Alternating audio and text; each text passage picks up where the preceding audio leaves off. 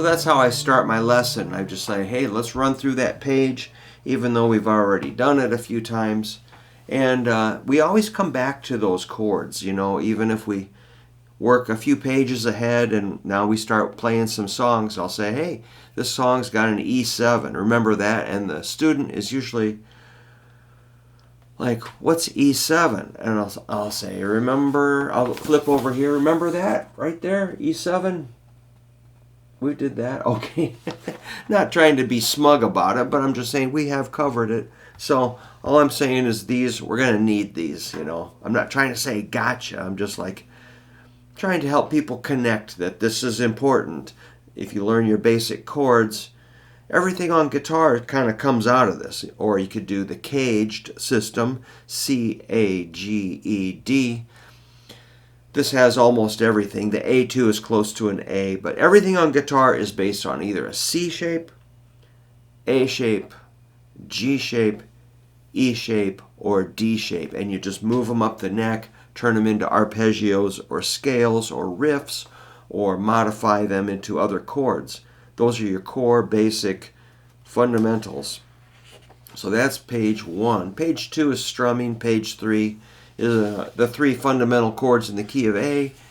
Page 4 is just reviewing some chords and some chord patterns, progressions. Page 5 is another review with some new things. And then we get into a major scale on page 6.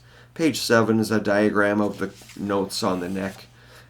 Page 8 is power chords. And page 9 is basic bar chords. So it's a pretty cool book. When I made this, I was hoping it would work and be helpful. I was hoping I wouldn't embarrass myself too much. But in fact, the more I work out of the book, the more it flows very well. So these are $20. If you're interested, you can email me at hooverguitar@yahoo.com. hooverguitar@yahoo.com. And then if we can work out, shipping and all that, get your address and payment. Or you could go to the eBay link, which works okay for me, but it's better to do the direct for me than eBay doesn't take a bunch of the fees, and then there's all that PayPal fees and all that. Whatever.